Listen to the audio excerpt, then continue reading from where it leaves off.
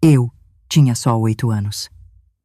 Quando descobri que meus pais adotivos me filmavam nua durante os abusos e que essas filmagens eram o verdadeiro motivo pelo qual me adotaram, oi, meus queridos, meu nome é Lourdes, mas pode me chamar de Bolulu.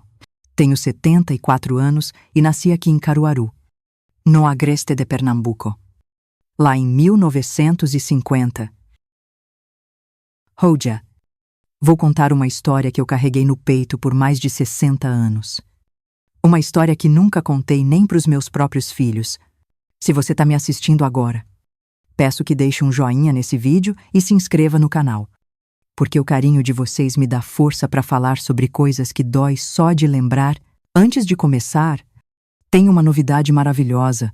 A equipe do canal pediu para eu avisar que a gente bateu a meta de 65 mil inscritos essa semana.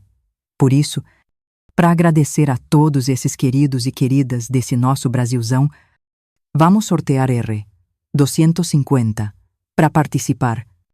É só estar inscrito no canal, ativar o sininho, curtir este vídeo e comentar alguma coisa sobre sua vida.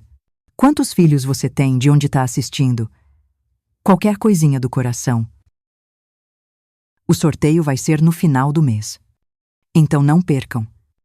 Hein, minha história começa bem diferente da maioria das crianças.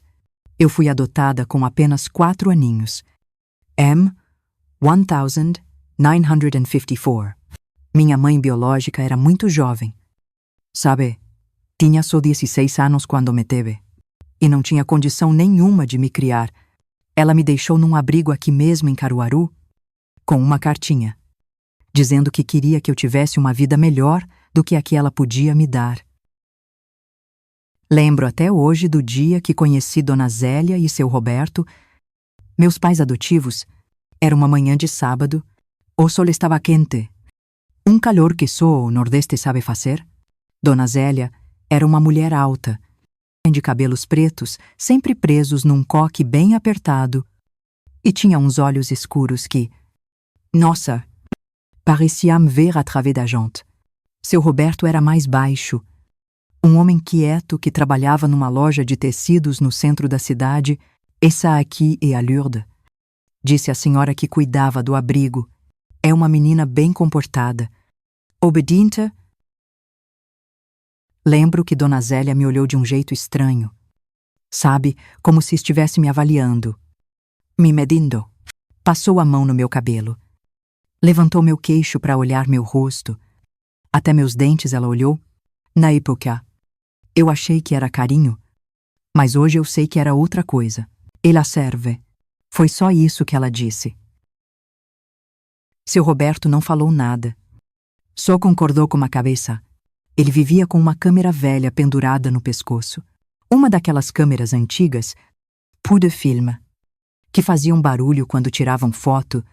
Ele dizia que era fotógrafo nas horas vagas, que gostava de registrar os momentos especiais da família. A casa deles ficava na Rua do Rosário, uma casa grande de esquina, com um quintal nos fundos e um quarto escuro que o seu Roberto usava para revelar as fotografias. O cheiro daquele quarto era forte, de produto químico, e eu tinha um medo danado de entrar lá. Nos primeiros dias, tudo parecia normal. Dona Zélia me deu roupa nova. Me matriculou numa escola. Me mostrou onde seria meu quarto. Era um quartinho pequeno, mas era só meu, com uma cama de solteiro e um armário de madeira velha. Eu achei que, finalmente, tinha encontrado uma família de verdade, mas logo nas primeiras semanas, comecei a perceber umas coisas estranhas. Dona Zélia tinha umas manias muito esquisitas. Ela fazia questão de me dar banho todos os dias. Mesmo eu já tendo 4 anos e sabendo me lavar sozinha. Menina tem que estar sempre limpinha. Ela dizia, esfregando meu corpo com uma força que machucava, principalmente você, que veio da rua. Eu não entendia o que ela queria dizer com veio da rua. Eu era só uma criança que ficou sem os pais biológicos, como tantas outras. Mas na cabeça dela, eu era diferente.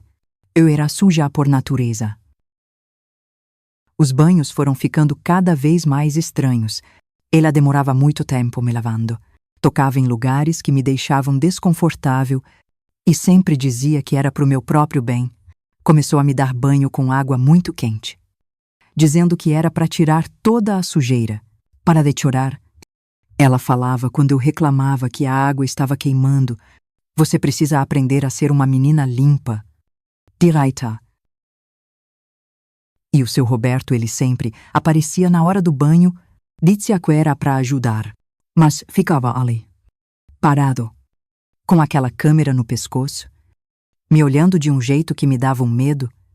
Às vezes eu ouvia o barulho da câmera, aquele clique baixinho, mas quando eu olhava, ele disfarçava, mexendo em outras coisas.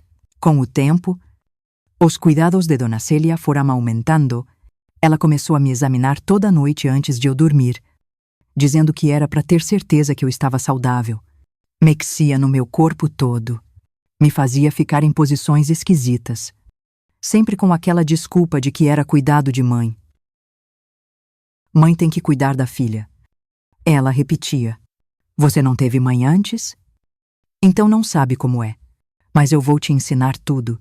Seu Roberto sempre estava por perto nessas horas. Às vezes, ele entrava no quarto com a desculpa de que estava procurando alguma coisa, mas eu via que ele ficava olhando. A câmera estava sempre ali, pendurada no pescoço dele, balançando quando ele andava. Quando eu fiz 6 anos, as coisas pioraram muito. Dona Zélia começou a me levar para o quarto dela e do seu Roberto, dizendo que eu ia aprender a ser mulher. O que acontecia naquele quarto... Meu Deus, eu não consigo contar em detalhes, porque até hoje me faz mal só de lembrar. Ela fazia coisas comigo que nenhuma mãe deveria fazer com uma filha, coisas que me machucavam por dentro e por fora. O seu Roberto estava sempre lá, sempre com aquela câmera. Eu percebi que ele não estava mais só olhando, ele estava filmando. Eu via ele mexer nos botões, ajustar a câmera, mirar na nossa direção. O barulho do filme rodando era baixinho, mas eu ouvia. Fica quieta. Dona Zélia sussurrava no meu ouvido quando eu chorava. Isso é normal. Todas as meninas passam por isso. Você é especial. Por isso a gente te escolheu. Especial. Essa palavra ficava ecoando na minha cabeça. Eu era especial por ser adotada ou era especial por outro motivo que eu ainda não entendia.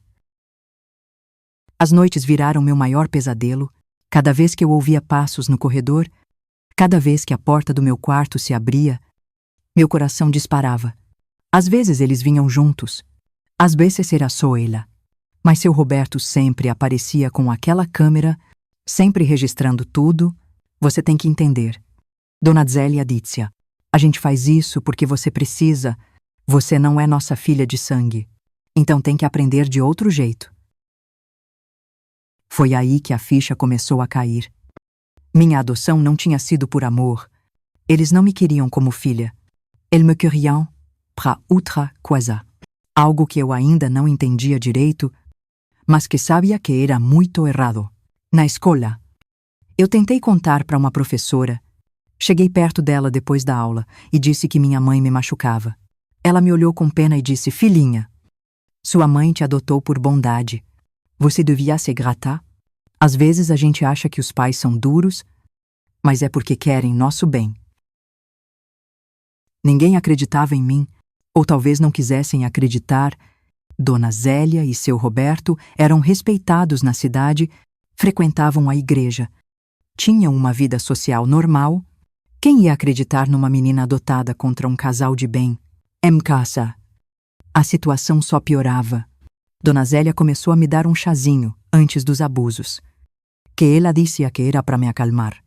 Eu ficava meio sonolenta, sabe, sem força para reagir. E seu Roberto aproveitava esses momentos para filmar mais de perto, pegando ângulos que antes não conseguia. Ela está mais bonita assim. Eu ouvi ele dizer uma vez para Dona Zélia: mas natural, bonita natural. Eu era uma criança sendo abusada e ele achava bonito. Aquelas palavras me marcaram para sempre. Me fizeram entender que para eles, eu não era uma pessoa, eu era um objeto, algo para ser usado e registrado. Aos 8 anos, eu fiz uma descoberta que mudou tudo. Eu estava brincando no quintal quando a bola caiu perto da janela do quarto escuro do seu Roberto, olhando por uma fresta. Eu vi ele mexendo com vários rolos de filme, colocando uns numa caixa especial. Tinha dezenas deles, todos numerados com datas. Eu reconheci algumas daquelas datas. Eram os dias dos abusos mais intensos. Seu Roberto não estava apenas filmando por prazer. Ele estava organizando, catalogando, guardando tudo como se fosse uma coleção preciosa. Naquela noite, eu fingi que estava dormindo quando eles vieram no meu quarto. Ouvi a Dona Zélia dizer: "Ela está crescendo rápido. Logo vai começar a fazer perguntas mais difíceis." "Ainda temos alguns anos", respondeu seu Roberto, "e o material que já temos vai durar muito tempo." Material. Eles falavam de mim como se eu fosse material, como se eu fosse um produto que eles estavam fabricando, documentando, guardando para uso futuro. Foi nesse momento que eu entendi que precisava fugir. Não importava como, não importava para onde. Mas eu precisava sair daquela casa antes que fosse tarde demais. Aos 8 anos, comecei a planejar minha fuga. Sabendo que seria minha única chance de sobreviver àquele inferno, o medo tomou conta de mim de um jeito que nunca tinha sentido antes. Não era só medo do que eles faziam comigo, era medo do que eles podiam fazer com aquelas filmagens, medo de que outras crianças pudessem passar pelo mesmo, medo de que eu nunca conseguisse escapar daquele pesadelo.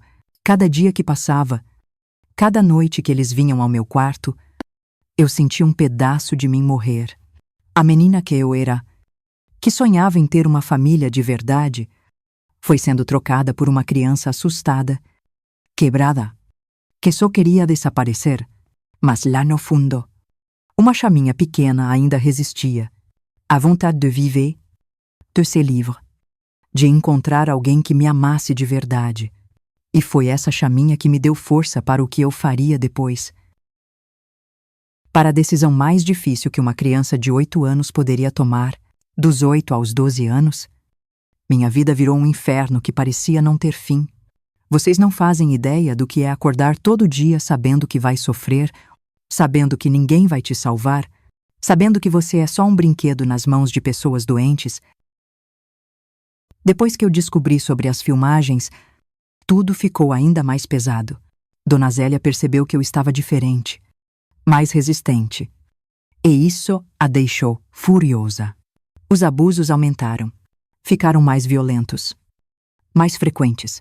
Era como se ela quisesse me quebrar de vez, me transformar numa boneca sem vontade própria. Você está ficando rebelde.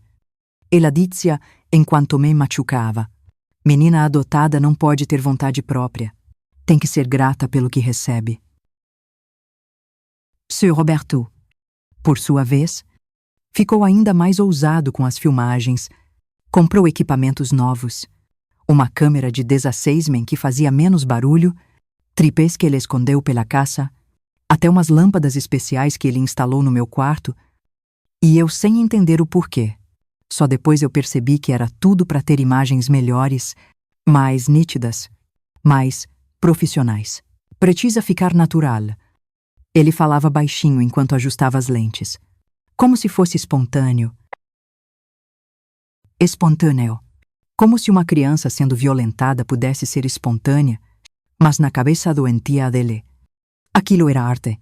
Era algo especial que ele estava criando. M1962. Quando eu tinha 12 anos, as coisas mudaram de um jeito assustador. Seu Roberto começou a sair de casa com frequência, levando uma maletinha. Voltava sempre com dinheiro, muito dinheiro, que ele escondia numa caixa no guarda-roupa deles. Dia, eu escutei ele falando com a Dona Zélia. O pessoal de Recife quer mais material. Estão pagando bem por filmagens com meninas novas. Pessoal de Recife. Eles estavam vendendo as filmagens. Vendendo o meu sofrimento. A minha dor. A minha infância roubada. para outras pessoas doentes que pagavam para ver crianças sendo machucadas. Tem que ter cuidado. Dona Zélia respondeu. Se descobrirem. Acabou tudo. Ninguém vai descobrir. A menina é adotada. Não tem família de verdade. Quem vai sentir falta? Essas palavras, elas me cortaram como uma faca. Para eles, eu era descartável. Uma criança sem família, sem ninguém que se importasse. Perfeita para os seus planos, noguentos. Foi quando eu entendi que não era só abuso, era um negócio. Eles me adotaram especificamente para isso, para me usar como produto numa rede de pessoas que consumiam esse tipo de material, e eu era mercadoria. Não, filha. Os equipamentos em casa aumentaram. Seu Roberto montou um verdadeiro estúdio improvisado no porão, com câmeras fixas, iluminação profissional e até cenários diferentes. Ele me forçava a ficar lá embaixo por horas, gravando cenas que ele depois editava e vendia. Tem que parecer que você gosta. Ele disse, se chorar muito, estraga o filme. Como? Como uma criança de 12 anos podia gostar de ser violentada. Mas eles me drogavam cada vez mais, com remédios que me deixavam confusa, desorientada, às vezes. Eu nem lembrava direito do que tinha acontecido. Só acordava machucada e com vergonha. Dona Zélia se tornou ainda mais cruel. Começou a me torturar psicologicamente, dizendo que eu era suja, que nenhuma família de verdade me quereria, que eu devia ser grata por ter um teto e comida. Você sabe o que acontece com meninas como você na rua? Ela perguntava enquanto me batia. Você vai morrer de fome? Vão te usar. Ainda pior. Aqui, pelo menos, você tem casa, comida, roupa.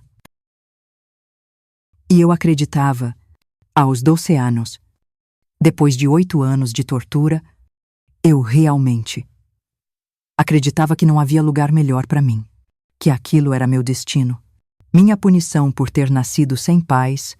A escola se tornou meu único refúgio, mas mesmo lá, eu não conseguia me concentrar.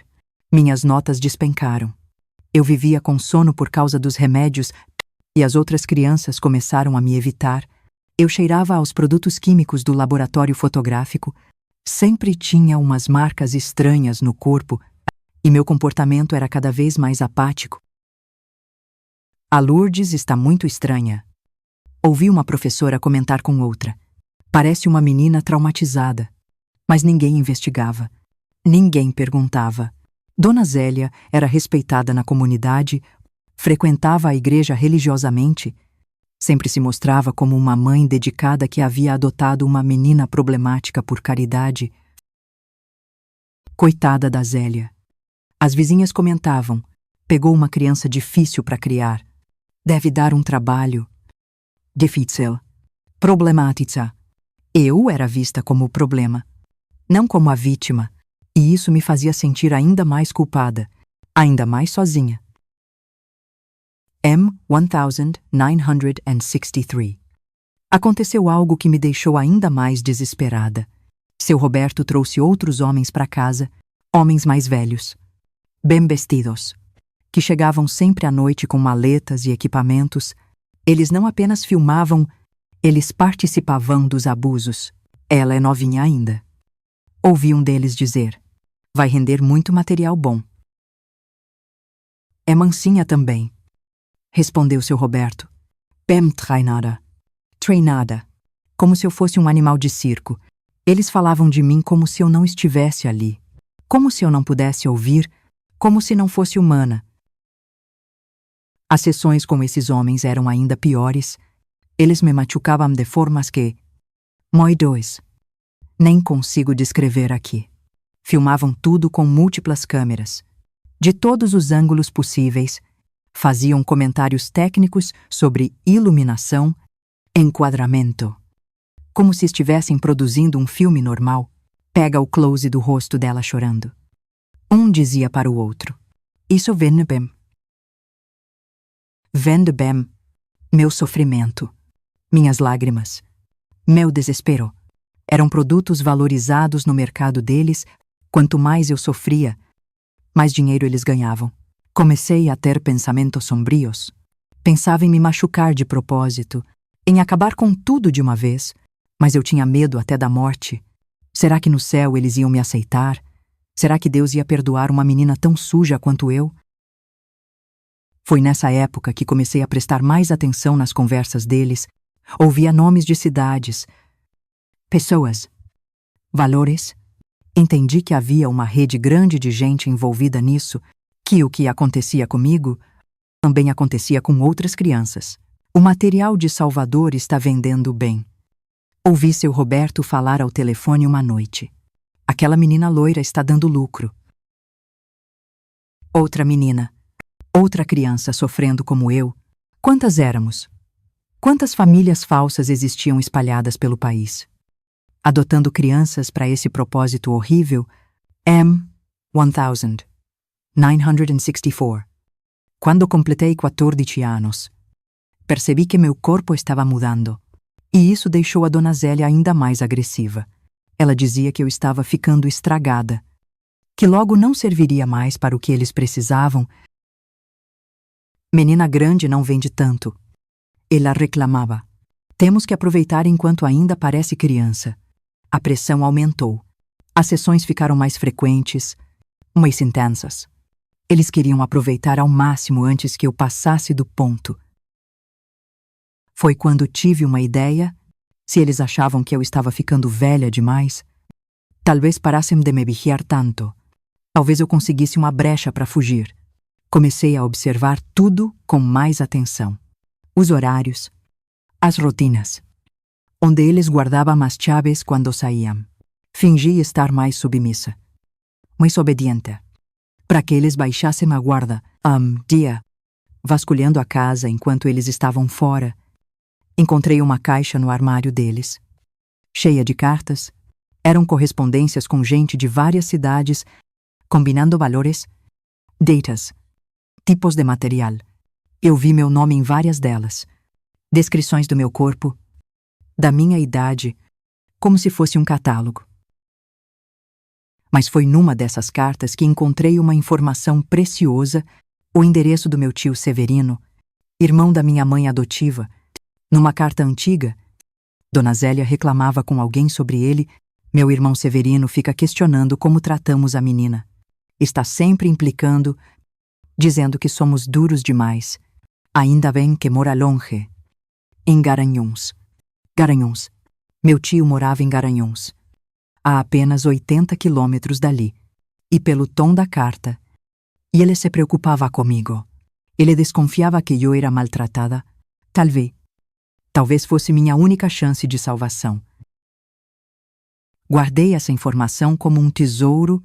Tio Severino se importava comigo. Havia alguém no mundo que questionava o que eles faziam, que achava errado. Pela primeira vez em anos, eu senti uma pontinha de esperança. Comecei a planejar minha fuga com mais seriedade. Estudei os horários dos ônibus para Garanhuns, economizei cada centavo que conseguia pegar escondido, decorei o endereço do tio. Eu sabia que teria apenas uma chance. E se eu falhasse, eles provavelmente me matariam. O plano começou a tomar forma na minha cabeça. Era arriscado, desesperado, mas era minha única esperança de sair viva daquele inferno. Aos 14 anos, depois de 10 anos de tortura, eu finalmente ia tentar recuperar minha liberdade. A decisão estava tomada. Na próxima oportunidade, quando eles baixassem a guarda, eu fugiria. Não importava o que acontecesse depois. Qualquer coisa seria melhor do que continuar sendo usada como objeto, como mercadoria, como um produto descartável num negócio nojento. Minha infância tinha sido roubada, minha inocência destruída. Mas minha vontade de viver ainda resistia, e foi essa vontade que me deu coragem para o que eu faria em seguida. O ano de 1965 trouxe uma descoberta que mudou tudo. Eu tinha acabado de fazer 15 anos quando encontrei a chave do laboratório de fotografia do seu Roberto. Ele sempre mantinha aquele lugar trancado a 7 chaves. Mas naquele dia, Depois de uma bebedeira daquelas, esqueceu a chave na mesa da cozinha. Meu coração parecia que ia sair pela boca quando eu abri aquela porta. O que eu vi lá dentro me deixou sem ar. Não eram só algumas filmagens espalhadas, era um arquivo completo. Organizado como uma biblioteca do horror, centenas de latas de filme empilhadas, cada uma com uma etiqueta. Com datas. Idades e detalhes que me fizeram sentir náusea. Lourdes. 4 anos. Primeira sessão. Linha uma etiqueta. Lourdes. 8 anos. Cliente especial de Salvador. Lourdes. 12 anos. Sessão dupla com visitantes. Cada lata daquela representava um pedaço da minha infância roubada, da minha dignidade destroçada. Mas o pior ainda estava por vir. Numa prateleira separada, havia latas com outros nomes. Maria. 6 anos. Nova aquisição. Yoshi. 9 anos. Cliente preferencial. Ana. 7 anos. Primeira experiência. Não era só eu. Havia outras crianças, outros nomes, outras vidas sendo destruídas. Eu percebi que seu Roberto e Dona Zélia faziam parte de algo muito maior, uma rede que se espalhava por todo o Nordeste. Vi também livros de contabilidade, cadernos onde eles anotavam valores, datas de entrega, nomes de clientes. Aquilo era um negócio próspero. Vi números que me assustaram. Milhares de cruzeiros por filme.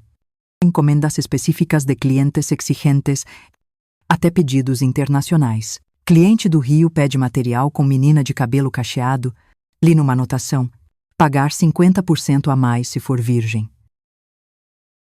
Exportação para a Argentina, preferência por meninos entre 8 e 10 anos. Minhas pernas tremeram. Quantas crianças estavam sofrendo por causa daquela máquina de horror?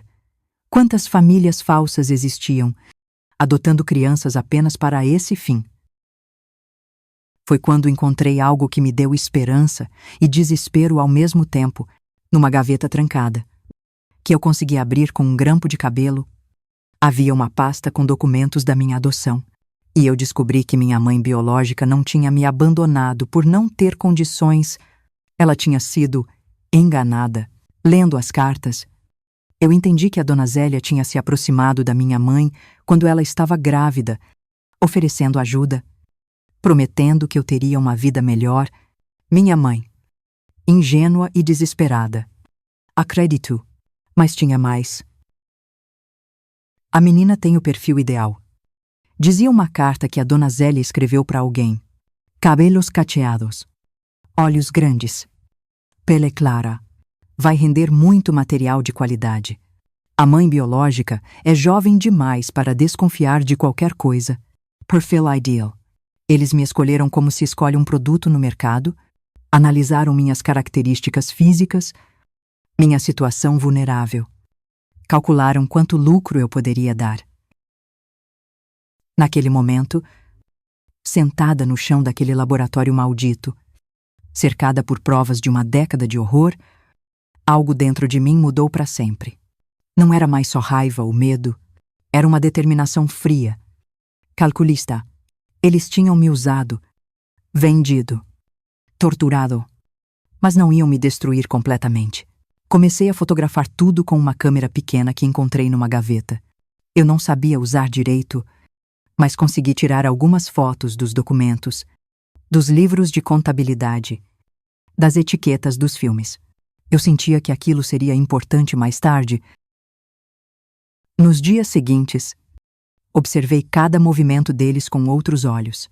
Eu via seu Roberto conferindo as latas, separando o material para entrega, falando no telefone em códigos que agora eu entendia. Eu via Dona Zélia contando dinheiro, planejando sessões especiais, discutindo sobre renovar o estoque. A Lourdes está ficando velha. Ouvi ela dizer numa conversa no telefone: precisamos pensar em substituição. Você tem alguma indicação de abrigo com material novo? Material novo. Outra criança ia passar pelo que eu passei. Outra vida ia ser destruída para alimentar aquela máquina nojenta e eu não podia permitir. Foi quando tomei uma decisão que mudou tudo. Eu não ia apenas fugir. Eu ia destruir aquele negócio antes de partir.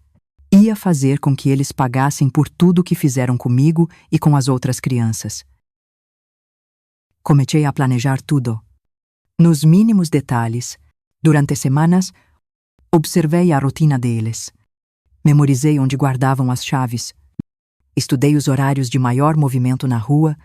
Eu sabia que teria apenas uma chance e não podia errar. O plano era simples, mas perigoso. Numa noite em que eles saíssem juntos, coisa que acontecia pelo menos uma vez por mês para encontros com clientes em Recife, eu colocaria sonífero na água que eles sempre bebiam antes de dormir. Enquanto eles dormissem, eu destruiria todo o material, pegaria o dinheiro e fugiria para Garanhuns. Procurar meu tio Severino. O sonífero eu consegui roubando aos pouquinhos da farmácia onde a dona Zélia comprava os remédios que me dava. Eu fingia estar passando mal várias vezes e, enquanto ela comprava remédios para mim, eu pegava outras coisas e escondia debaixo da roupa. Em maio de 1965, a oportunidade apareceu. Seu Roberto recebeu um telefonema urgente. Um cliente importante de Recife queria uma reunião naquela mesma noite. Eles teriam que viajar e só voltariam na manhã seguinte. Você fica quieta aqui? Dona Zélia me disse antes de sair. Vamos trancar a casa toda. Se tentar fugir, os vizinhos vão ver e te trazer de volta. E aí vai ser pior para você? Eu esperei eles saírem. Esperei o barulho do carro sumir na rua. Esperei até ter certeza de que não iam voltar. Então, comecei a executar meu plano. Primeiro, fui ao laboratório, comecei a destruir tudo. Sistematicamente, abri as latas de filme e expus tudo à luz. Queimei os documentos no quintal. Quebrei os equipamentos. Cada rolo de filme que eu destruía era uma criança que talvez fosse poupada de mais sofrimento. Encontrei uma lista de endereços de outros fornecedores da rede. Guardei comigo. Algum dia, talvez, eu pudesse denunciar todos eles. Vi nomes de gente respeitável da sociedade, políticos, empresários, até membros da igreja. A rede era maior e mais poderosa do que eu imaginava. Peguei todo o dinheiro que encontrei. Eram muitos milhares de cruzeiros escondidos em vários lugares da casa. Não era roubo. Era recuperação. Aquele dinheiro veio do meu sofrimento, das minhas lágrimas, da minha infância roubada. Depois, fui para a cozinha preparar a surpresa final. Misturei uma quantidade generosa de sonífero na jarra de água que eles sempre bebiam quando chegavam. Eu não queria matá-los. Queria que eles acordassem e encontrassem tudo destruído, que sentissem o desespero que eu senti tantas vezes. Mas o sonífero era só parte do plano. Deixei uma carta sobre a mesa, contando tudo o que eles fizeram, como nome do cliente, descrevendo a rede. Mesmo que eles não lessem, alguém leria quando os encontrassem. Por volta da meia-noite, ouvi o carro chegando. Meu coração disparou. Mas eu mantive a calma. Subi para o meu quarto. Fingi estar dormindo e esperei. Ouvi eles entrarem, comentando sobre a reunião, reclamando do calor. Ouvi o barulho da água sendo servida, das cadeiras sendo arrastadas. Depois, silêncio. Esperei mais 2 horas para ter certeza de que o sonífero tinha feito efeito. Desci devagarinho. Pisando só nas partes do piso que eu sabia que não faziam barulho. Eles estavam desmaiados na cozinha. Ela com a cabeça na mesa. Ele caído na cadeira. Peguei a mala que eu já tinha preparado, com minhas poucas roupas, e todo o dinheiro que encontrei. Peguei também as fotos que tinha tirado dos documentos e a lista de endereços.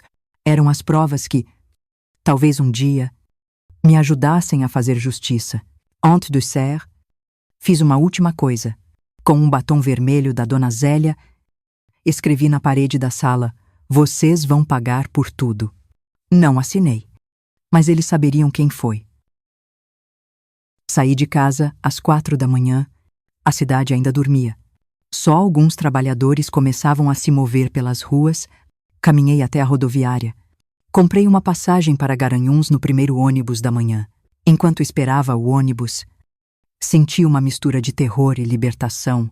Terror porque eu não sabia o que me esperava. Se moitiam me receberia.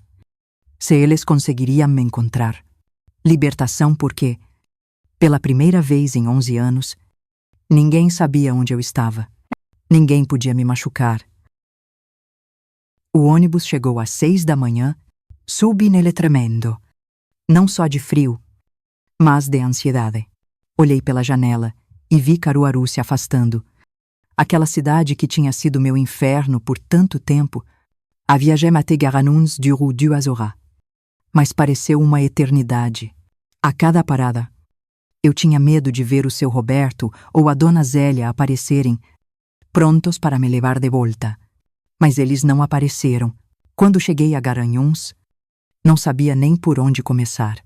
Eu tinha só um endereço antigo e a esperança de que meu tio ainda morasse lá. De que ele ainda se importasse comigo, peguei um táxi e dei o endereço. O motorista me olhou com curiosidade, uma menina de 15 anos. Zotzinha, com uma mala e uma cara de quem tinha passado por algo terrível. Você tá bem, menina? E ele perguntou. Agora vou ficar. Respondi. E era a primeira vez em anos que eu sentia que aquilo podia ser verdade. O táxi parou em frente a uma casa simples, de classe média, com um jardim bem cuidado na frente. Paguei a corrida com o dinheiro que eu tinha pegado. Dinheiro que, tecnicamente, era meu. Pago com o meu sofrimento. Bati na porta com o coração na mão. Uma mulher de meia idade atendeu, me olhou com surpresa e curiosidade. Eu sou a Lourdes. Eu disse. Simplesmente. Sobrinha do Severino. Preciso falar tot com ele. A expressão dela mudou na hora. E ouvi reconhecimento. Preocupação. Até um pouco de alívio. Meu Deus. Menina. Ela disse, me puxando para dentro. Faz anos que o Severino se preocupa com você. Entra. Entra logo. Quando meu tio apareceu na sala, um homem de uns 27 anos, com olhos gentis e uma barba grisalha, eu comecei a chorar. Não era choro de tristeza, era choro de alívio, de esperança, de finalmente ter encontrado alguém que talvez me visse como gente, não como objeto. Lourdes. E ele disse, me abraçando, graças a Deus você está aqui. Eu sabia que tinha alguma coisa errada naquela casa. Finalmente, alguém que sabia, alguém que sempre desconfiou, alguém que talvez pudesse me ajudar a reconstruir minha vida. Quando meu tio Severino me abraçou naquela manhã de maio de 1965, eu senti algo que não sentia há mais de 10 anos segurança. Os braços dele eram firmes, mas quentes, e pela primeira vez desde os 4 anos, alguém me tocava sem segundas intenções, sem me causar dor ou medo. Eu sempre soube que tinha algo errado. E ela disse, me afastando um pouco para olhar meu rosto, sua tia Zélia nunca me deixava te visitar direito. Sempre inventava uma desculpa. E quando eu conseguia te ver, você parecia uma criança assombrada. Tia Conceição, a esposa dele. Me levou para a cozinha e preparou um cafezinho com leite bem quentinho. Minhas mãos tremiam tanto que eu mal consegui segurar a xícara. Eles se entreolharam, percebendo que algo muito sério tinha acontecido. Filha, tio Severino disse, sentando ao meu lado, você não precisa contar nada agora se não quiser, mas eu quero que você saiba que está segura aqui. Seja o que for que aconteceu, você está segura. Foi aí que eu desabei. Todos aqueles anos de silêncio forçado, de segredos, de dor reprimida. Saiu tudo de uma vez. E eu contei tudo. Cada abuso, cada filmagem, cada noite de terror. Eu via o rosto do tio Severino ficando cada vez mais pálido e as lágrimas escorrendo pelos olhos da tia Conceição, Minha Nossa Senhora. Tia Conceição murmurou, levando a mão ao peito. Como é que 2 demônios desses conseguiram enganar todo mundo? Porque eles eram espertos. Respondi, secando as lágrimas. Sabiam como se apresentar na sociedade? Igreja. Trabalho respeitável. Casa boa. Que me ia desconfiar. Tio Severino estava visivelmente abalado. Ele andava pela cozinha de um lado para o outro, passando a mão nos cabelos, murmurando palavrões baixinho. Eu devia ter insistido mais. Eledícia. Devia ter forçado a entrada naquela casa. Mesmo que sua tia ficasse brava, quantas vezes eu senti que algo estava errado, não foi culpa sua. Tio. Eu falei. E era verdade. Eles eram muito cuidadosos. Sabiam como esconder as coisas. Eu mostrei as fotos que tinha tirado dos documentos, as listas de nomes que consegui copiar. Tio Severino examinou tudo com uma atenção que crescia a cada papel. Lourdes, isso aqui é muito sério. Ele disse, essa lista tem nomes de gente importante. Gente com poder. Se você denunciar, vai ser perigoso. Mas outras crianças estão sofrendo. Respondi, e ouvi os nomes delas. Vi outros locais. Eu não posso fingir que não sei. Tia Conceição segurou minha mão. Primeiro você precisa se curar. Moi bem. Depois a gente pensa no que fazer com isso. Nos primeiros dias em Garanhuns, eu mal conseguia dormir. Acordava no meio da noite, suando frio, achando que ouvia a voz do seu Roberto no corredor. Tia Conceição sempre aparecia no meu quarto. Me acalmava. Ficava comigo até eu conseguir dormir de novo. É normal. Minha filha, Eledícia. O corpo demora para entender que está seguro, mas vai passar. Com tempo e carinho. Quando vai passar. Tio Severino trabalhava numa pequena gráfica na cidade e conseguiu me arranjar um emprego de meio período, organizando papéis e fazendo serviços simples. Era bom ter algo para ocupar a mente, para me sentir útil de um jeito saudável. Uma semana depois da minha chegada, tio Severino voltou do trabalho com uma cara preocupada. Lourdes, recebi um telefonema hoje. E ela disse, era sua tia Zélia. Disse que você fugiu de casa, que ela está muito preocupada, que quer te buscar. Meu sangue gelou. O que você disse que você estava bem, que ia ficar aqui por um tempo. Ela ficou furiosa. Ameaçou vir te buscar à força. Disse que tinha direitos legais sobre você. Direitos legais. Como se eu fosse uma propriedade deles. Um objeto que podia ser reclamado. Ela não pode me levar de volta. Pode? Perguntei, com o pânico tomando conta de mim, legalmente. Ela pode tentar. Tio Severino admitiu. Mas eu não vou deixar. Se ela botar os pés aqui, eu vou contar para todo mundo o que você me disse. Eu grito nos 4 cantos da cidade. E se for preciso? Nos dias seguintes, eu vivi com um medo constante de que eles aparecessem. Cada carro que parava na rua, cada batida na porta, me fazia entrar em pânico. Mas as semanas passaram. E nada aconteceu. Eles devem estar com medo de fazer escândalo. Tio Severino especulou. Com você sumindo na mesma noite que o laboratório foi destruído, eles sabem que você tem informações perigosas. Aos poucos, comecei a me adaptar à vida normal. Tia Conceição me ensinou a cozinhar, a costurar, coisas simples que eu nunca tinha aprendido. Eu me sentia como uma criança descobrindo o mundo pela primeira vez. Você precisa estudar? Eledícia, uma menina inteligente como você não pode ficar sem educação. Eles me matricularam num supletivo, uma escola noturna para jovens que trabalhavam durante o dia. No início foi difícil. Eu tinha muita defasagem e minha concentração ainda era ruim por causa dos traumas. Mas aos pouquinhos eu fui me recuperando. M1966. Um ano depois da minha fuga, algo inesperado aconteceu. Tio Severino chegou em casa com um jornal de Caruaru nas mãos. com uma expressão séria no rosto. Lourdes, você precisa fazer isso. E ela disse, me mostrando a manchete, casal preso em operação contra a exploração infantil. Li a matéria com o coração disparado. Seu Roberto e Dona Zélia tinham sido presos numa operação da Polícia Federal. Tinham encontrado material na casa deles. Outros envolvidos foram identificados. Uma rede inteira estava sendo desmantelada, como eles descobriram. Perguntei. Tremendo. Diz aqui que uma denúncia anônima levou à investigação. Alguém mandou fotos de documentos. Listas de nomes. A polícia estava investigando há meses. As fotos que eu tirei. As listas que eu copiei, mesmo sem saber, eu tinha ajudado a derrubar aqueles monstros. Eles estão pedindo para as vítimas se apresentarem. Tio Severino continuo. Para testemunhar, ajudar no processo. Senti um misto de alívio e terror.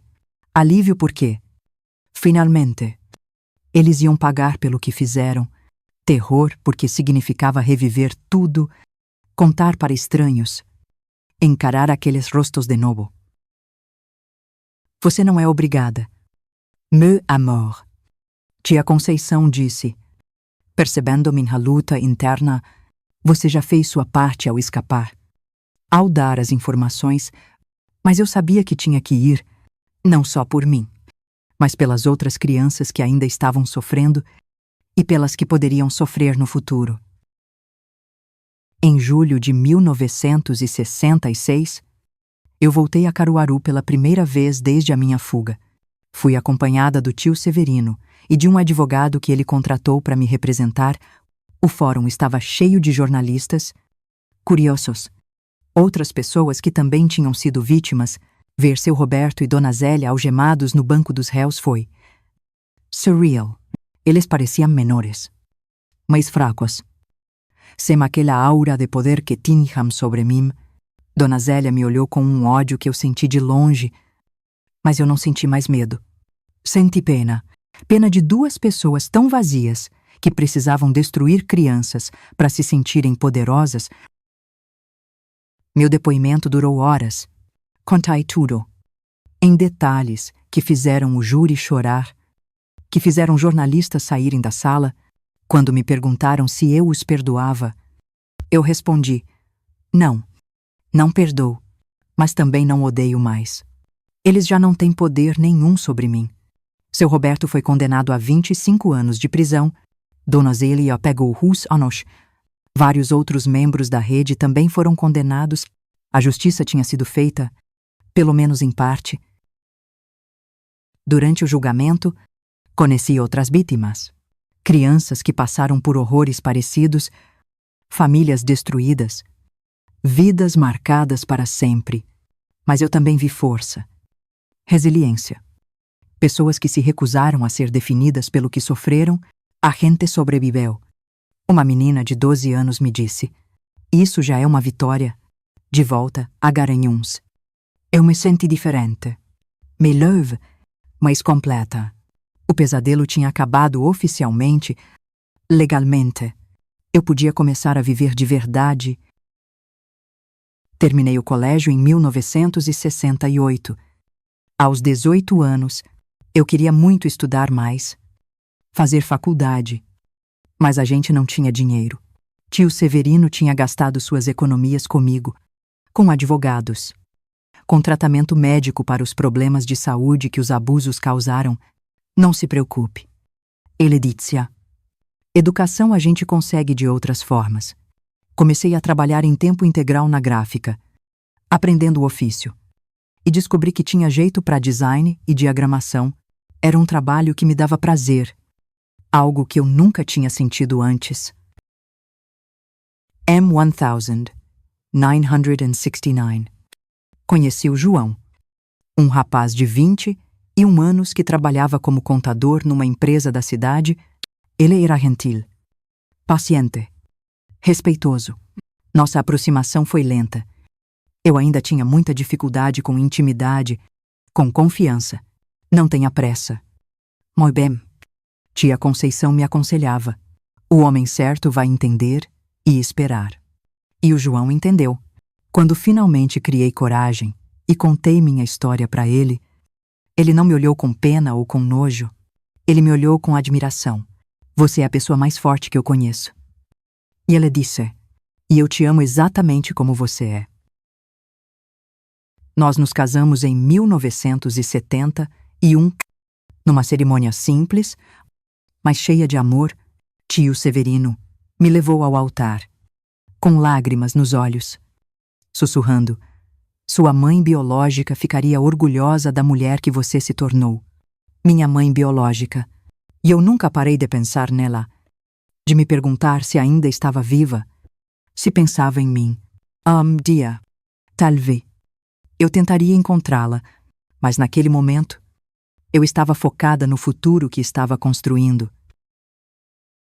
João e eu tivemos 3 filhos a Maria. M1973.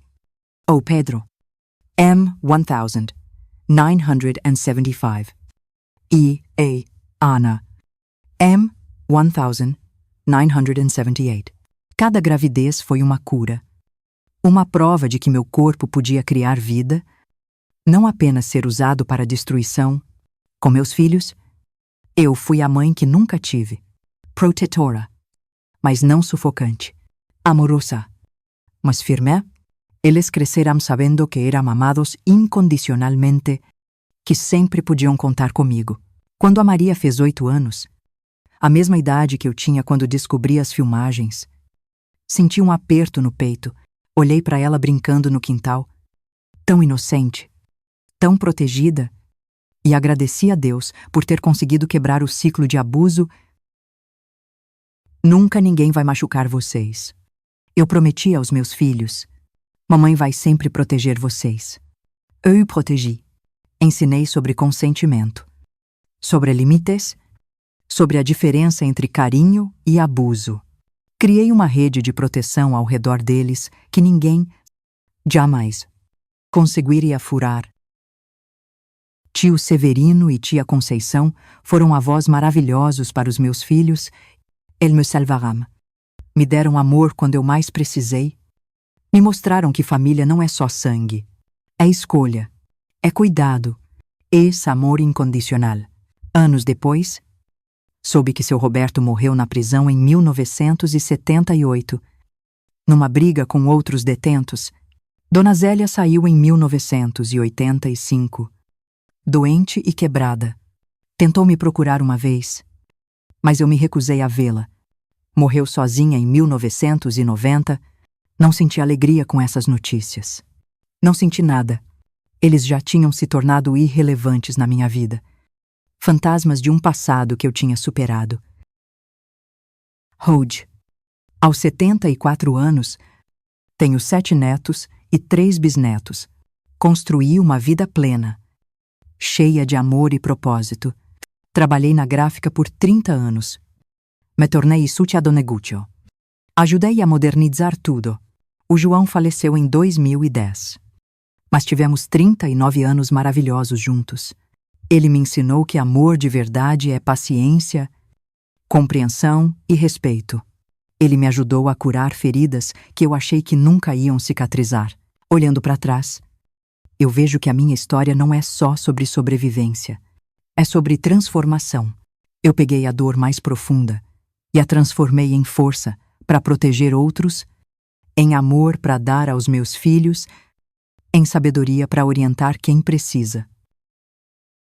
Se você chegou até aqui, assistindo minha história, obrigada por me escutar com o coração aberto.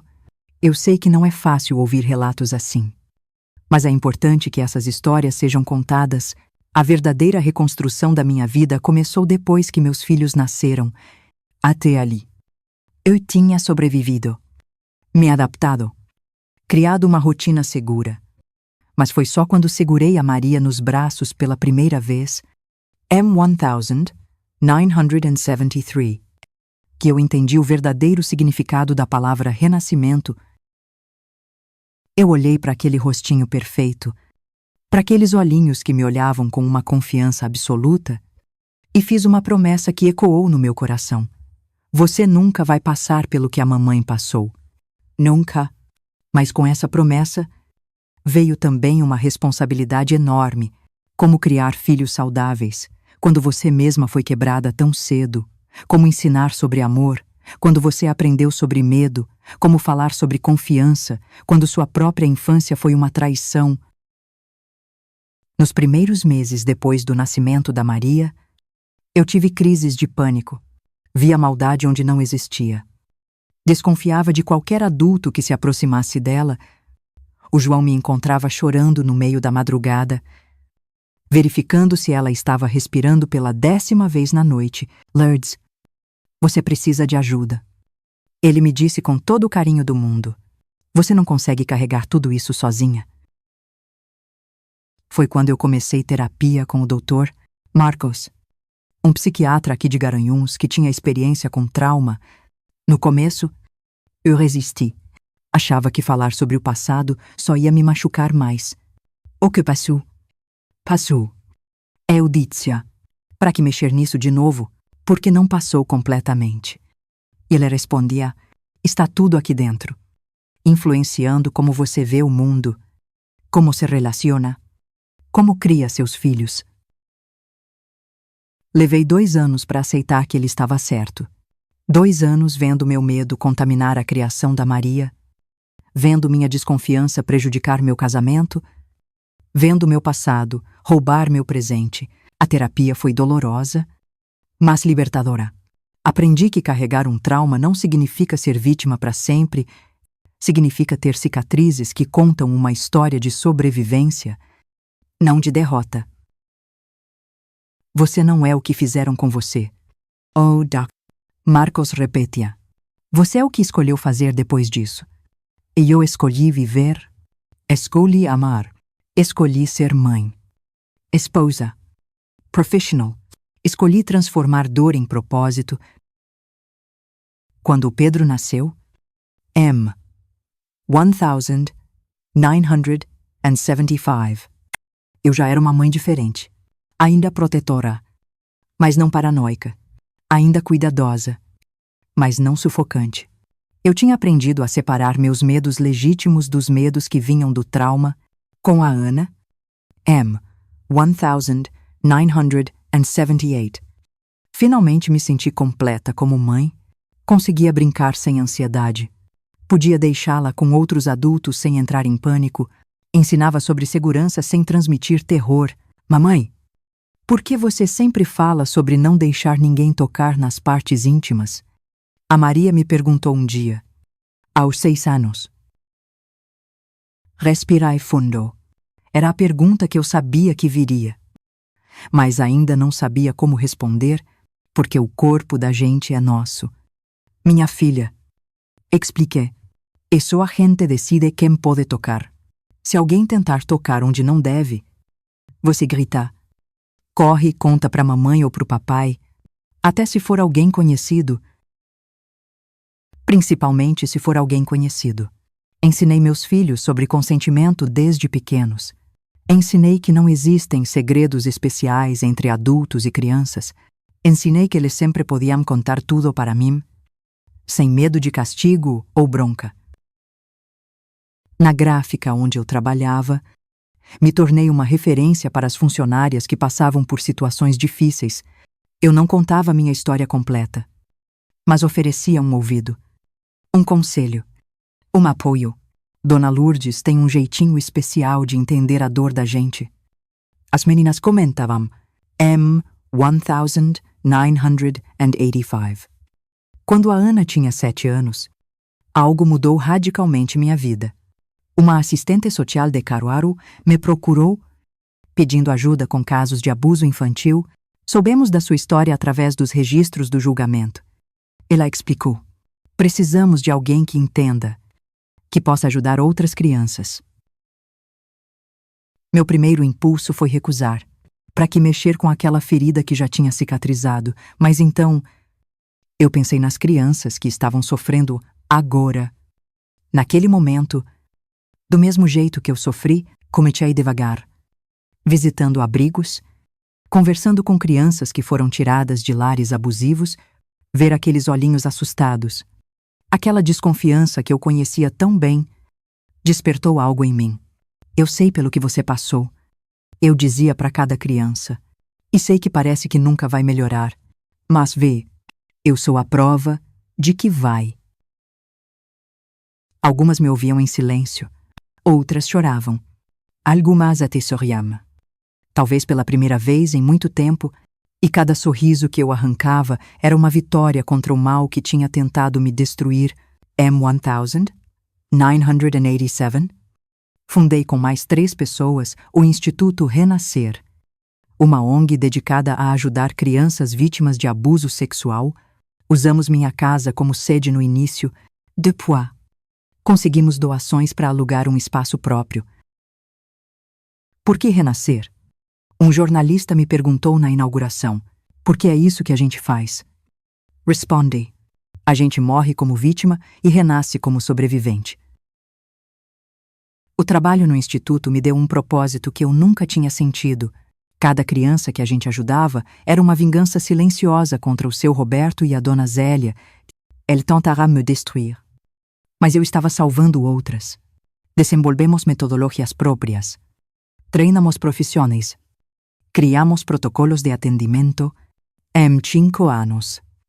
Já tínhamos ajudado mais de 200 crianças e suas famílias. Você virou referência nacional. Tio Severino me disse, todo orgulhoso, mostrando uma matéria sobre nosso trabalho numa revista de Brasília. Eu, que aos 8 anos me sentia a criatura mais inútil do mundo, agora era chamada para dar palestras, consultorias, capacitações. A menina que achava que não tinha valor agora ajudava a criar políticas públicas de proteção infantil. M1990. Aos 40 anos, decidi fazer faculdade, cursei psicologia. Finalmente, entendendo cientificamente o que eu tinha vivido na prática, nunca est tarde para aprender. Eu dizia para os meus filhos, que já eram adolescentes, mamãe vai provar isso. Estudar foi um desafio. Conciliar família. Trabalho na gráfica. Instituto e faculdade exigiam uma disciplina de ferro, mas cada conhecimento novo era uma ferramenta a mais para ajudar outras pessoas. Durante o curso, escrevi minha monografia sobre resiliência em vítimas de abuso sexual infantil. Usei minha própria história como caso de estudo, analisando os fatores que me permitiram me reconstruir. Sua pesquisa pode ajudar milhares de pessoas. Minha orientadora disse, você já pensou em publicar um livro? A ideia me assustou. Expor minha história completamente para o mundo inteiro ler. Mas aí eu pensei em quantas pessoas poderiam se beneficiar, quantas poderiam encontrar esperança. M1995. Publiquei. Renascer das cinzas, uma jornada de sobrevivência e superação. O livro se tornou referência na área, sendo usado em universidades e cursos de capacitação. As palestras se multiplicaram. Viajei pelo Brasil inteiro contando minha história, ensinando sobre resiliência, mostrando que é possível superar até os traumas mais profundos. Como você conseguiu perdoar? Sempre me perguntavam. Eu não perdoei para libertar eles. Que eu respondia. Eu perdoei para me libertar. O perdão não é sobre o agressor, é sobre a vítima recuperar sua paz. M2000. Quando fiz 50 anos, fiz um balanço da minha vida. 3 filhos formados, netos chegando, um casamento sólido de quase 30 anos, uma profissão que me realizava, um instituto que já tinha ajudado mais de 1000 crianças. Olha só o que Deus fez com a sua vida. Tia Conceição, já bem velhinha, me disse, pegou aquela menina machucada e transformou numa guerreira. Guerreira. A palavra me emocionou. Eu, que por tantos anos me vi como vítima, agora era vista como guerreira. Meus netos começaram a chegar no início dos anos 2000, ver aquelas criancinhas brincando no meu quintal, protegidas, amadas, livres. Era a prova definitiva de que o ciclo tinha sido quebrado.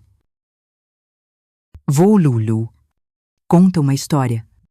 Ele pediam, e eu contava histórias de princesas corajosas, de meninas que enfrentavam dragões e venciam, de crianças que encontravam famílias que as amavam de verdade, histórias que eram, no fundo, versões fantasiosas da minha própria jornada M2005. Recebi o título de cidadã honorária de Pernambuco pelos serviços prestados à proteção infantil no discurso. Olhei para a plateia lotada e disse: há 40 anos, eu era uma menina quebrada que não acreditava que merecia viver. Jay, estou aqui. Mãe, avô, professional, cidadã. Se eu conseguir, qualquer um consegue. Nunca desistam de vocês mesmos. A plateia se levantou e me aplaudiu por 5 minutos. Lágrimas escorriam pelo meu rosto. Mas eram lágrimas de gratidão, não de dor.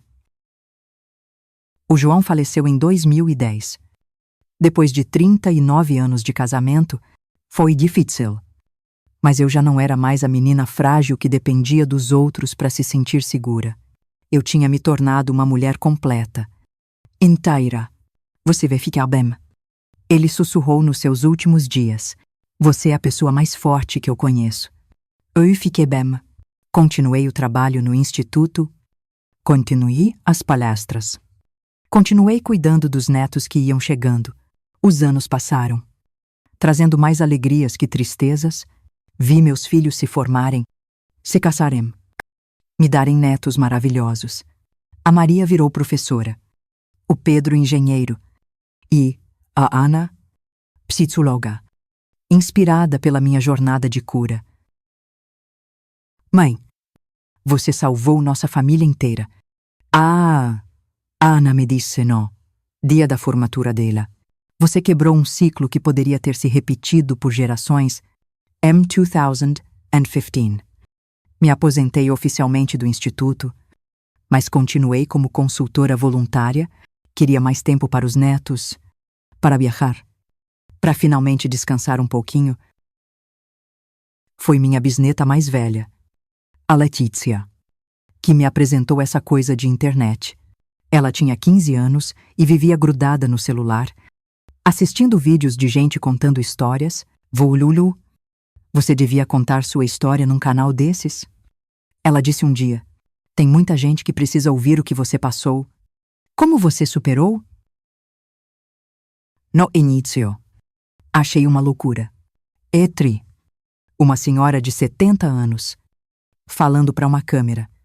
Mas a Letícia insistiu. Me mostrou como outras pessoas da minha idade estavam usando essas plataformas para compartilhar suas experiências. Vô, tem um canal que reúne histórias de vovós do Brasil inteiro. Cada uma conta sua vida, seus desafios, suas superações. Você seria perfeita ali. Ela me mostrou alguns vídeos e eu fiquei impressionada. Eram histórias reais, tocantes, de mulheres que passaram por dificuldades e conseguiram se reconstruir. Algumas tinham histórias de pobreza, outras de violência doméstica, outras de perdas familiares. Talvez seja uma forma de ajudar mais gente. Pensei. Demorei 1 ano para me decidir. Conversei com meus filhos, que me apoiaram completamente. Conversei com minha psicóloga atual, que achou a ideia excelente para o meu processo de cura. Contar sua história publicamente pode ser o fechamento que você precisa. Ela disse: uma forma de transformar definitivamente sua dor em esperança para outros. Então, aos 74 anos, aqui estou, nervosa como nunca, mas determinada a compartilhar minha jornada com vocês que me assistem. Gente, antes de continuar, quero lembrar vocês do nosso sorteio de R$250. Já batemos 65 mil inscritos. Que alegria imensa! Para participar, tem que estar inscrito no canal, ativar o sininho, curtir este vídeo e comentar alguma coisa sobre sua vida nos comentários. Pode ser quantos filhos tem, de onde está assistindo, qualquer coisinha do coração. O sorteio vai ser no final do mês. E não esqueçam de entrar no nosso grupo do WhatsApp. Tá, o link tá na descrição. Lá a gente manda todo dia histórias reais de outras vovós que, como eu, passaram por dificuldades e conseguiram se reconstruir. São histórias que vão te inspirar, te dar força naqueles dias difíceis. Hoje, vendo tudo o que vivi, eu posso dizer com certeza nós somos muito mais fortes do que imaginamos. Dentro de cada um de nós, existe uma força que nem a gente mesmo conhece, mas que aparece quando mais precisamos. Aprendi que trauma não é uma sentença de morte para os nossos sonhos. É um obstáculo grande, assustador, mas que pode ser superado com ajuda, tempo e determinação. Cada ferida pode virar fonte de cura para outros. Aprendi que família não é só sangue. É quem escolhe te amar, te proteger, te apoiar. Tio Severino e tia Conceição me salvaram sendo família de verdade quando eu mais precisei. Aprendi que a nossa maior vingança contra quem nos machuca é viver plenamente, ser feliz, realizar nossos sonhos. Cada dia de alegria genuína é uma vitória contra o mal que tentou nos destruir. Se você está passando por um momento difícil, seja qual for, eu quero que você saiba, você é mais forte do que imagina. A menina de 15 anos que fugiu naquela madrugada hoje é bisavó de 3 anjinhos, mentora de centenas de pessoas, autora de livros, palestrante reconhecida. Mas meu maior orgulho é simples. Eu quebrei o ciclo. As crianças da minha família crescem amadas, protegidas, livres. O mal tentou me destruir aos 4 anos, mas eu renasci aos 15 e continuo renascendo a cada dia. Não estou dizendo que é fácil, não estou dizendo que não vai doer, mas estou dizendo que é possível. Se eu conseguir, você também consegue. Busque ajuda quando precisar. Tenha paciência com você mesmo. Use sua dor como combustível, não como desculpa. E principalmente, nunca desista de si mesmo. A vida é um presente precioso demais para ser desperdiçado por causa de quem nos machucou. Vamos viver. Vamos amar. Vamos ser felizes. Essa é a nossa melhor vingança, mostrar que somos imbatíveis quando decidimos renascer. Obrigada por me escutarem até aqui. Meus queridos, cada um de vocês que chegou até o final desta história carrega um pedacinho da minha cura. Vocês são parte do meu milagre de estar aqui, em Tyra, contando tudo isso.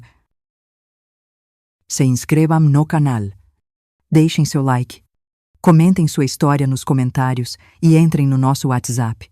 Juntos, somos mais fortes. Juntos, podemos mostrar ao mundo que nenhum trauma é maior que a nossa capacidade de renascer. Um beijo no coração de cada um e até o próximo vídeo.